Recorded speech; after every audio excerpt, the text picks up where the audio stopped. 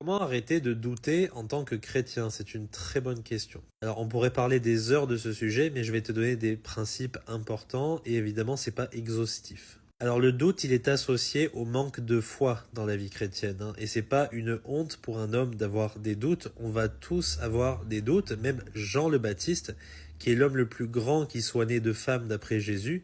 Il a même douté de Jésus quand il était en prison. Donc, ça va tous nous arriver et ça nous est sûrement déjà arrivé qui va bien nous aider à arrêter de douter, c'est d'être fermement ancré dans la parole de Dieu. Le témoignage de Dieu, il n'y a rien de plus sûr pour nous, chrétiens. On peut lire le psaume 119 pour t'en assurer.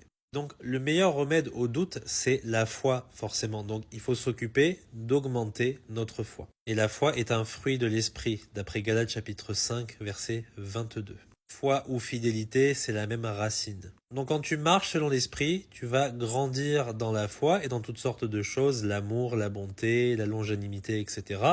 Et ça va t'aider à bien moins douter. Et comment être rempli de l'esprit et grandir dans la foi? Il y a plusieurs moyens. La Bible dit que la foi vient de ce qu'on entend et ce qu'on entend de la parole de Dieu. Plus tu lis la parole, plus tu donnes l'opportunité à l'esprit de te rappeler les choses de Dieu. Et donc, quand tu vas être dans un moment difficile, eh bien, l'esprit va te rappeler, il est écrit ceci, il est écrit cela, et ça va te redonner confiance dans les promesses de Dieu qui sont inviolables.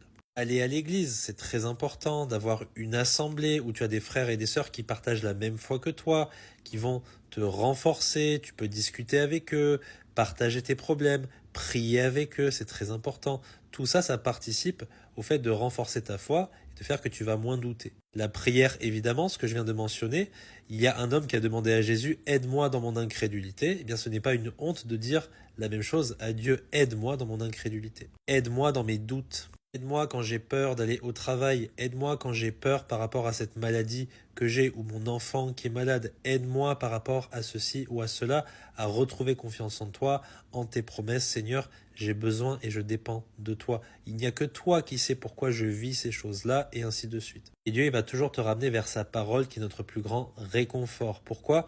Parce que la Bible dit, par exemple, tu as magnifié ta parole au-delà de tout ton nom. Il va te rappeler que tu es son enfant, qu'il ne t'abandonnera jamais, que tu es dans sa main, que rien ne peut te séparer de son amour. Je le répète, que toutes ces choses difficiles que tu vis actuellement ne sont rien comparé à la gloire qui va être manifestée. Il va te rappeler aussi ce principe de base qui est fondamental dans la vie chrétienne, c'est que ce que tu vis maintenant, une fois que tu auras réussi en persévérant à aller au-delà de ça, tu pourras regarder en arrière et voir que le Seigneur a été avec toi. Ça va te faire gagner en confiance et au fil du temps, tu auras de l'expérience et tu vas beaucoup moins douter. J'espère que c'est clair pour toi, que Dieu te bénisse.